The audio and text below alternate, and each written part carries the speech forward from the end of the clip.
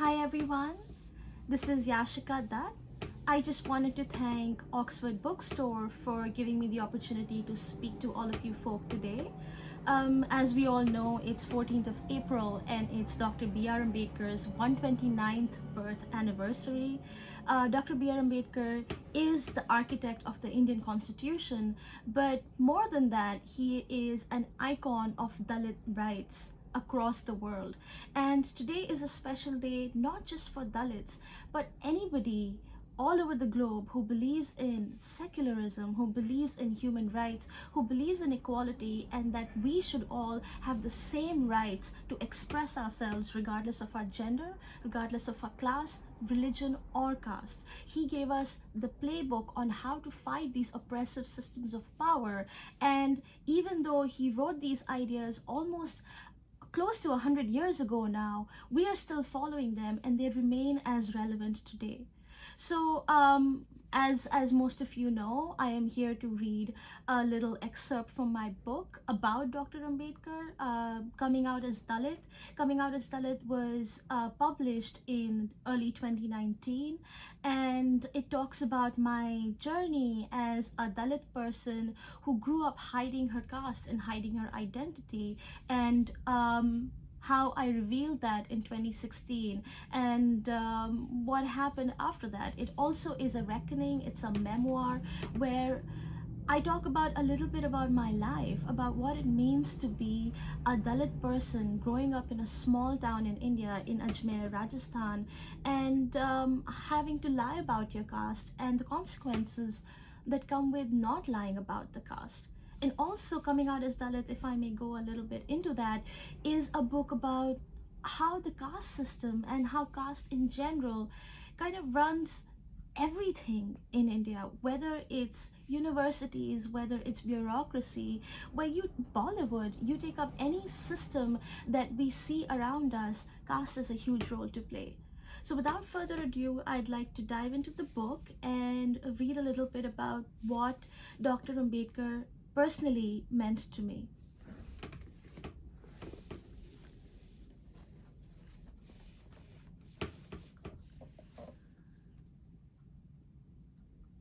I spent almost a year at Columbia learning about race, class, and colonialism. It gave me some context to think about my own caste and understand how the caste system worked in similar ways. And this awareness was growing in me as I was walking through the same halls that Ambedkar had walked a little over 100 years ago, even though I was initially unaware of his legacy or even the fact that he attended the same university. Discovering Ambedkar was a journey I was going to take in my own time. But to even start, I first needed to accept myself. Unlike those Dalits who grew up with the Ambedkar ideology and doctrine, I knew next to nothing about him. By the 90s, Ambedkar had been relegated to a lower caste icon, someone that only the lower castes talked about.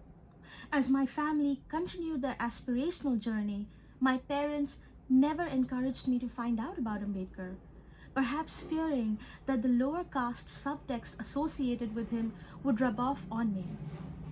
At school, all I learned about Ambedkar was that he drafted the Constitution and was a leader of the depressed classes. According to the images that accompanied this information, the depressed classes were starving, bare-chested, stick-thin people who lived in remote villages with neither electricity nor roads. As an urban, English-speaking, educated millennial born into an educated Dalit family, there was no reason for me to think that I belonged to this class. As recently as 2016, when I came out as Dalit in the Facebook note, I only had a faint idea of Ambedkar's contribution to our history. But once the note went viral, I started learning just how immense his role was in my story of coming to study at Columbia University in New York. Between January, when I published the note, and April, when I attended my first ever gathering of Ambedkarites, I had filled in some of the gaps in my knowledge. But it was only when the Ambedkar Association of North America generously invited me to speak on a panel at the 125th birth anniversary celebrations of Dr. Ambedkar that I learned what he meant to the Dalit community and to me. It had been just a few months since I wrote the note, and I was still learning about what it meant to live with a very public Dalit identity, even if on a different continent.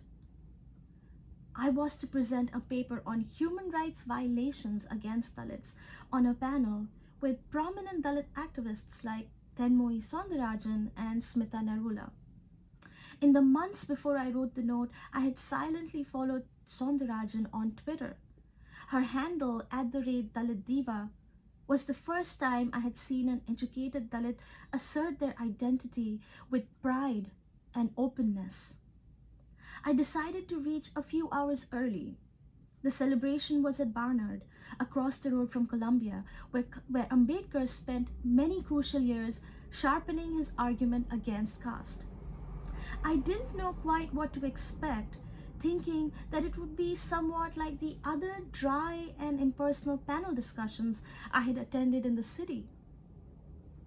Instead, I found a warm, vibrant, and radically smart cultural fest. As I walked to the Barnard main gate, I saw sharply dressed young couples lining up to take photos in front of the huge Ambedkar poster. That's when it finally struck me. Ambedkar was an icon, a celebrity for Dalits. The undergraduate lecture halls were filled with Indian men, women in bright saris, and children running around.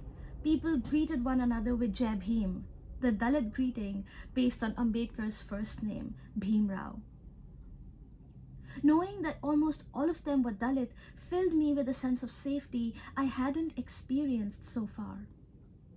Upstairs, the hallways had tables at each corner, every inch covered with copies of Ambedkar's books. I grabbed my first copy of Annihilation of Caste before the book sold out in the next 2 hours. Inside, the auditorium was full.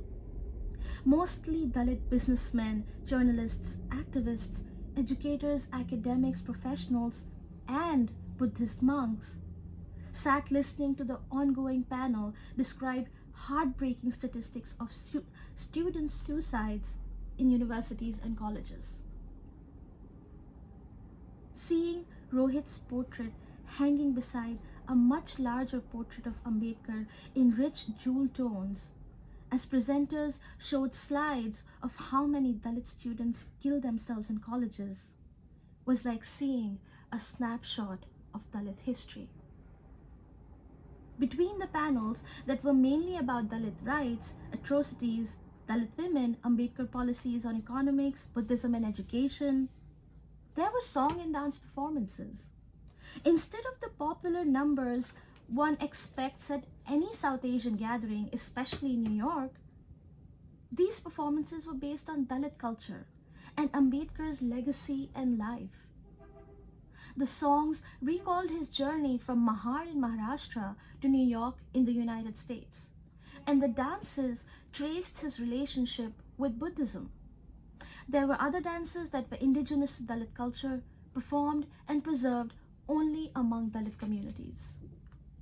A month later, in May 2016, I attended another almost identical but somewhat smaller celebration close to Boston at Brandeis University, where the local Dalit community had organized a 3-day event.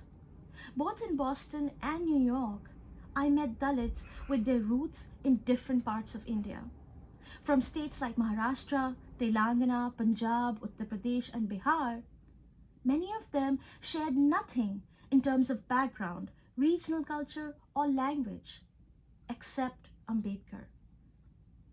His life story, which children at both events recited almost like Dalit folk tales, connected them to each other more than the upper caste culture they perhaps grew up with in India.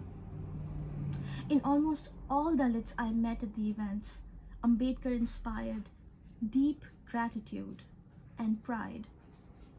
Gurinder Azad, a Delhi-based documentary filmmaker who also attended both events, told me several times, It is because he was. That's why we are.